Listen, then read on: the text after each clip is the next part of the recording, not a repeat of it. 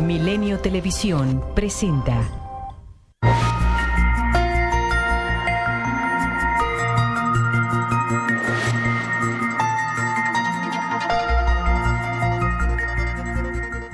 Buenas noches.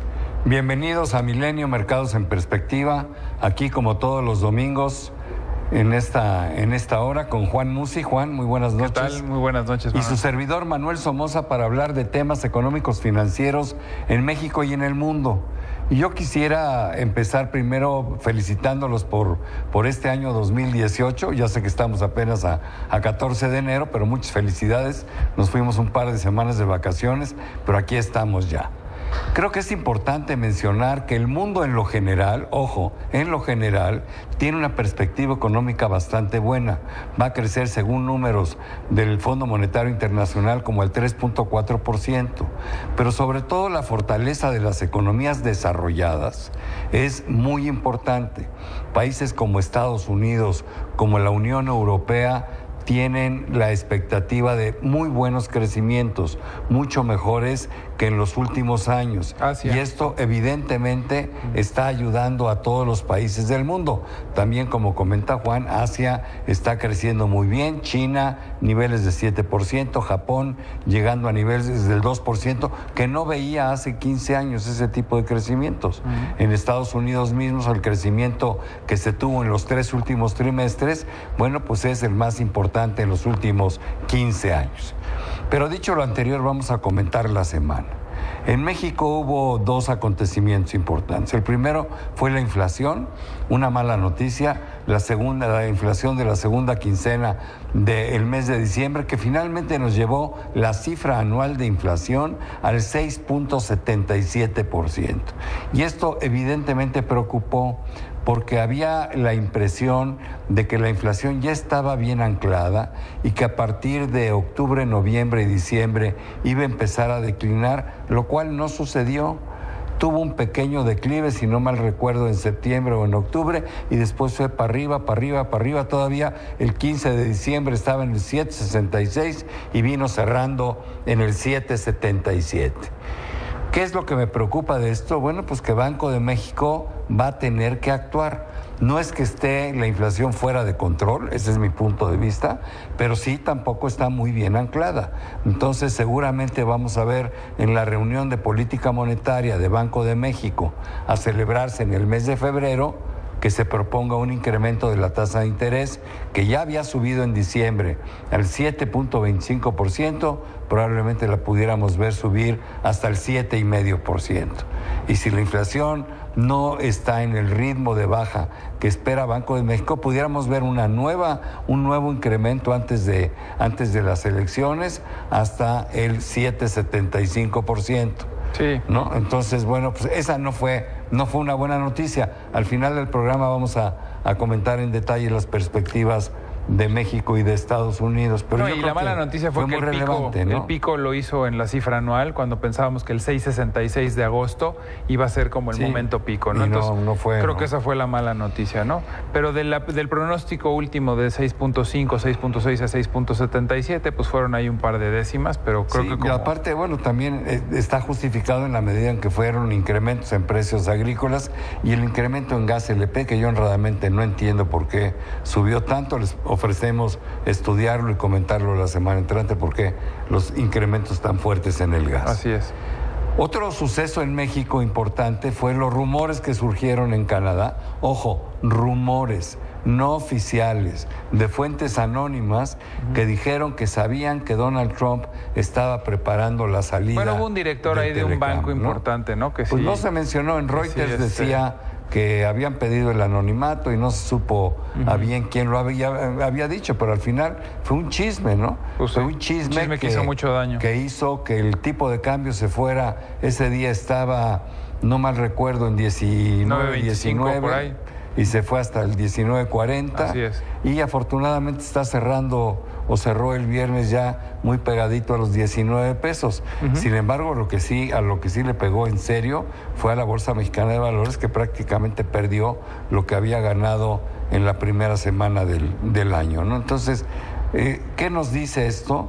Bueno, pues nos dice que el peso está muy sensible y que va a estar muy sensible y la bolsa va a estar muy sensible y las tasas de interés van a estar muy sensibles, que vamos a vivir un periodo, desde mi punto de vista, de mucha incertidumbre y alta volatilidad, por lo menos de aquí a julio. En julio ya tendremos, para bien o para mal, definido todo el panorama, ¿no? Sí. Entonces, yo creo que fue lo más importante. ¿Sabes qué? Mucha prudencia es lo que se necesita en estos tiempos, ¿no crees? Gente que tiene una voz que pesa, una voz autorizada. Digo, no me imagino, por ejemplo, el secretario de Economía haciendo este tipo de declaraciones, ¿no?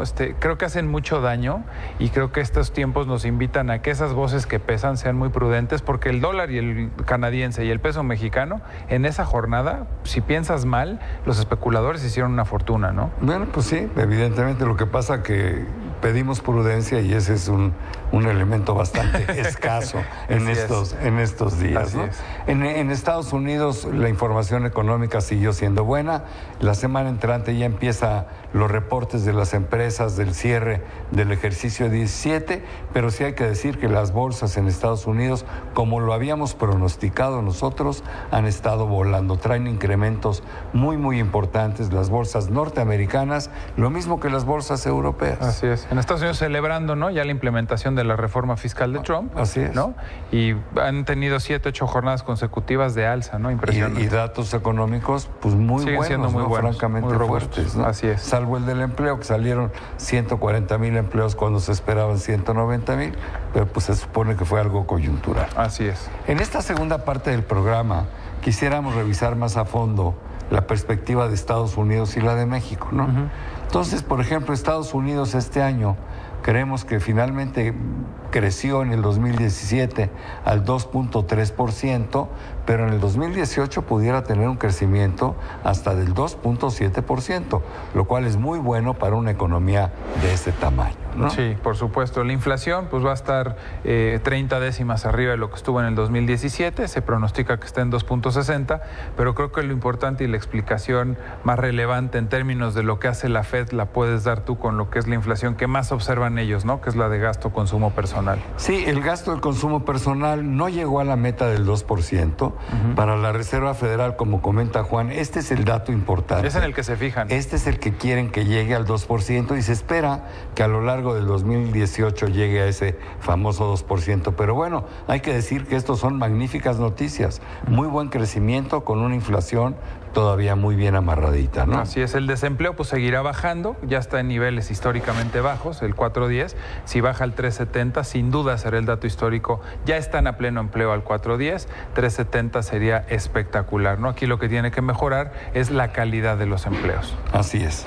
Y en relación a la tasa que pone la Reserva Federal, la tasa de fondeo, la de fondos federales, que actualmente es del 1.25%, nosotros creemos, sí le creo, por lo menos yo, a la Reserva Federal, que va a haber 3 alzas en el 2018 para llevarla del 1.25 hasta el 2%. Ojo, el 2% todavía sigue siendo una tasa muy por debajo del promedio de normalización, del promedio que ha tenido esa tasa en los últimos 30 años, quitando del 2008 como llaman a la ellos, fecha, esa ¿no? Tasa famosa neutral. Así ¿no? es, ¿no? Entonces, pues esa también es una buena noticia. Así es. El rendimiento del bono a 10 años, que es tan importante porque de se anclan muchos de los créditos y mucho de la actividad crediticia de ese país, ya está en niveles de 2.55, llegó a tocar 2.59 este inicio de año y podría cerrar el año también muy dependiendo o de la mano de lo que haga la Reserva Federal en un rango entre 2.75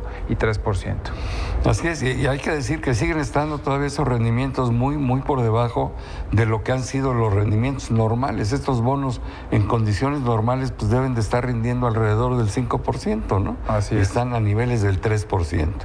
La bolsa, si lo vemos como por el índice Standard & Poor's, creemos que el índice que hoy está en 2.673 o que estaba el 31 de diciembre puede terminar el año entre los 2.800 y los 3.000 puntos.